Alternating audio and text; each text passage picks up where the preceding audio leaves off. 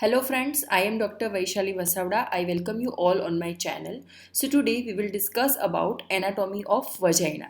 So इसके अलावा भी फीमेल रिप्रोडक्टिव के सभी ऑर्गन्स की एनाटॉमी मैंने डिस्कस की हुई है और वो सभी वीडियोस की लिंक मैंने डिस्क्रिप्शन बॉक्स में दी हुई है जहाँ से आप उसे रेफर कर सकते हैं.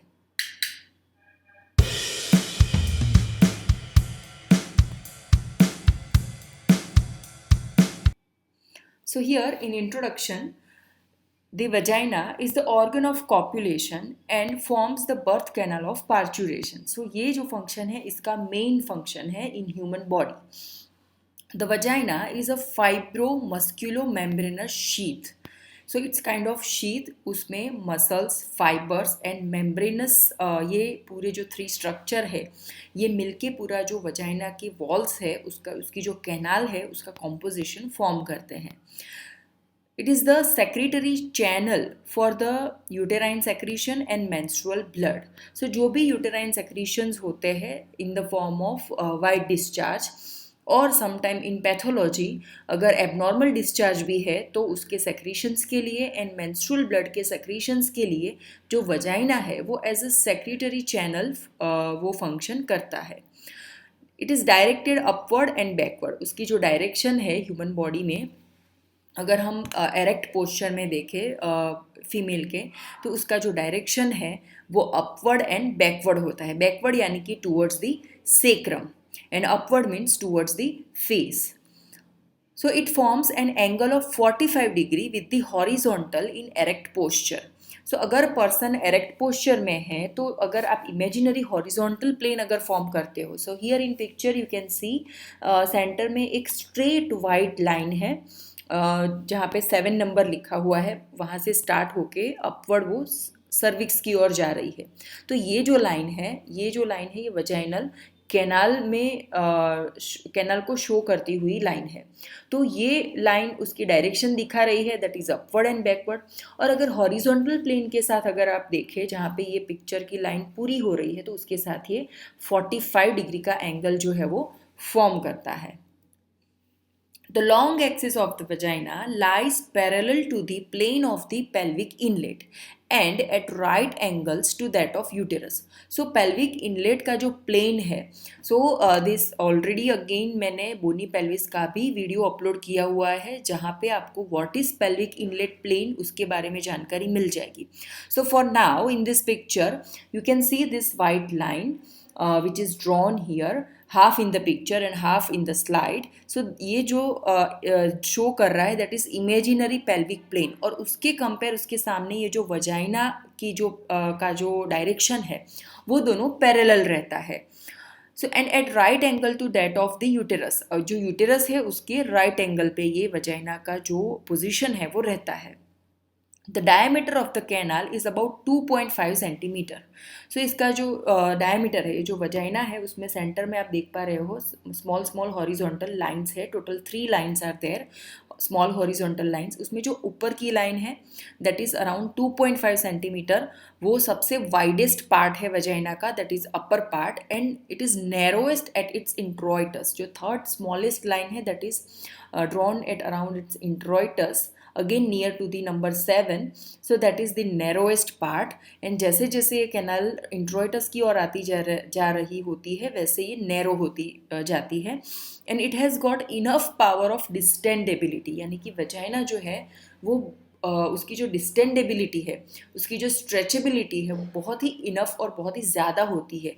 एंड ये प्रूव होता है at the time of parturition. जब डिलीवरी होती है तो ये 2.5 सेंटीमीटर की कैनाल में से ऑलमोस्ट हम स्मॉलेस्ट डायमीटर देखें फीटल हेड का दैट इज़ 9.5 सेंटीमीटर. वो डायमीटर इस 2.5 सेंटीमीटर की वजाइनल कैनाल में से पास होता है और नॉर्मल डिलीवरी जो है वो अकम्प्लिश होती है. So based on that we can say कि वजाइना की जो डिस्टेंडेबिलिटी है वो बहुत इनफ रहती है.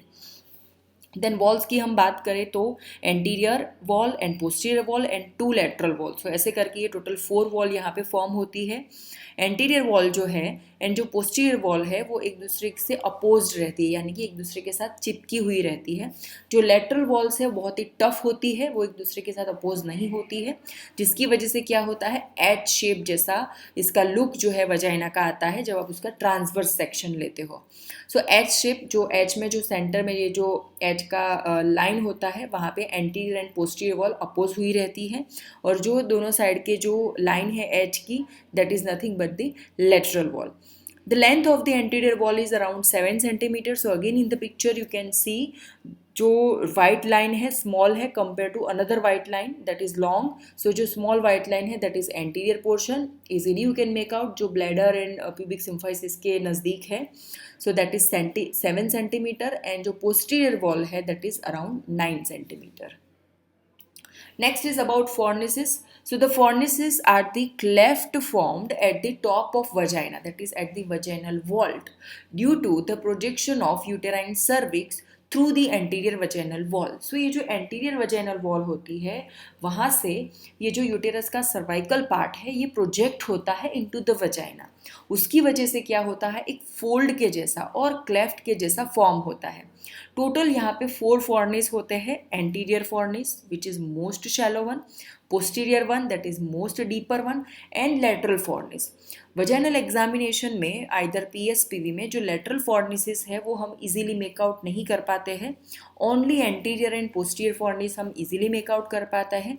उसमें भी पोस्टीरियर वन जो है वो बहुत डीप होता है और वहाँ से हम बहुत सारी चीज़ें डायग्नोज करते हैं, जैसे कि थ्रू पोस्टीरियर फॉर्निस जो आप सेक्रुअल प्रोमोन्टरी पाल्पेट करने के लिए ट्राई करते हो that is for the pelvimetry purpose और for the clinical pelvimetry purpose, and through posterior fornix pouch of Douglas को पाल्पेट किया जाता है, और अगर कोई फाइब्रॉइड है तो उसे पाल्पेट किया जाता है। तो इस तरीके से इसका क्लिनिकल एग्जामिनेशन में बहुत ही बड़ा सिग्निफिकेंस है पोस्टीरियर फॉर्निस का। So in this picture you can see the green dot that shows the anterior fornis and the black dot near the number 3 that shows the posterior fornis. Relations की अगर हम बात करें सो यहाँ पे relations में easily I mean you can see in this specific picture. So anterior relations की हम बात करें so upper 1/3 is related to the base of the bladder. So यहाँ पे जो बेस ऑफ द ब्लैडर है वो अपर 1/3 ऑफ वजाइना के साथ कनेक्टेड होता है। देन लोअर 1/3 जो है that is with urethra. So इसका सिग्निफिकेंस ये है कि अगर कोई pathology specially rectovaginal specially urethrovaginal fistula और वजाइनो वसाइकल फिस्टुला, तो एज ये जो स्ट्रक्चर है ब्लैडर एंड यूरेथ्रा ये वजाइनल एंटीरियर वॉल के साथ कनेक्टेड होता है या रिलेटेड होता है। दिस इज़ द रीजन अगर कि वजाइनल डिलीवरी के टाइम पे अगर नेक्रोसिस होता है वजाइनल वॉल में तो उसमें आगे चल के ये ब्लैडर और यूरेथ्रा भी इन्वॉल्व हो जाते हैं। देन पोस्टीरियर बाउंड्रीज की अगर हम बात करें, रिलेशंस की अगर हम बात करें तो अपर 1/3 है that is with the pouch of Douglas. So here in the picture you can see the posterior vaginal wall, upper 1/3 is with the pouch of Douglas. Then middle 1/3 the anterior rectal wall is separated by the rectovaginal septum. So जो middle 1/3 part होता है वो rectovaginal septum के साथ related होता है, और ये septum जो है वो क्या करता है vagina and rectum को separate करता है। Then lower 1/3 जो है that is the anal canal separated by the perineal body. So lower 1/3 में जो एनल कैनाल है वो वजाइना से पेरिनियल बॉडी से सेपरेट होता है, तो ये पेरिनियल बॉडी के साथ लोअर 1/3 ऑफ वजाइना जो है पोस्टीरियरली रिलेटेड होता है। लेटरल वॉल्स के रिलेशंस के बारे में अगर हम बात करें तो अपर 1/3 जो है the pelvic cellular tissue at the base of broad ligament in which the ureter and the uterine artery lies approximately 2 centimeter from the lateral fornis.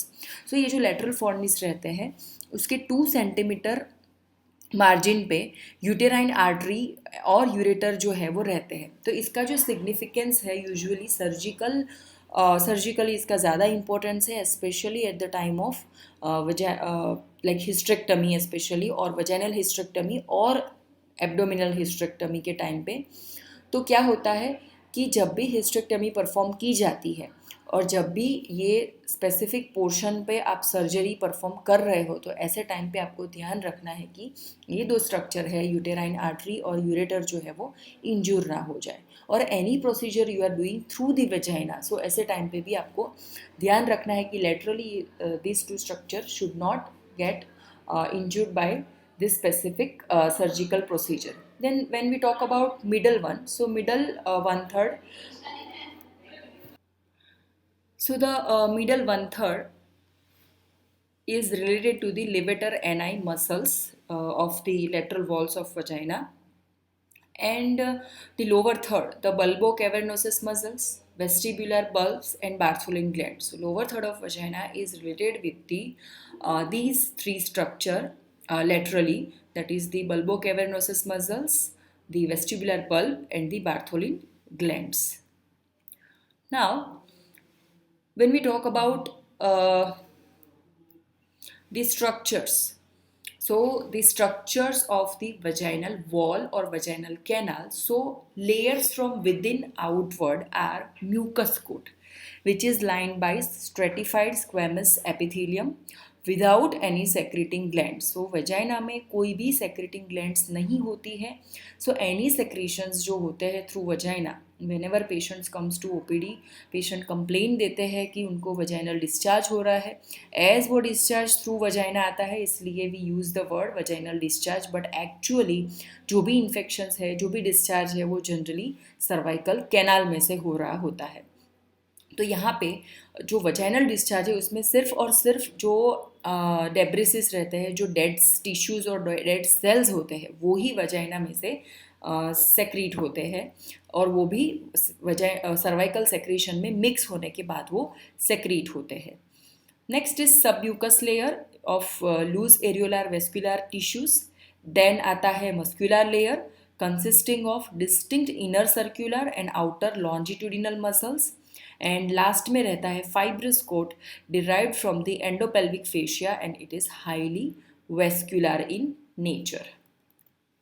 So vaginal secretions जो, जैसे कि मैंने बताया कि अपर वजाइना और सर्वाइकल कैनाल में से जो सेक्रीशंस होते हैं, बट वहाँ यहाँ पे क्या होता है, because of presence of Doderlein bacilli bacteria at the upper vagina और at vault of vagina, the vaginal pH from puberty to menopause is acidic. So pH अगर pH मीटर पे देखें तो अराउंड 4 to 5 रहती है.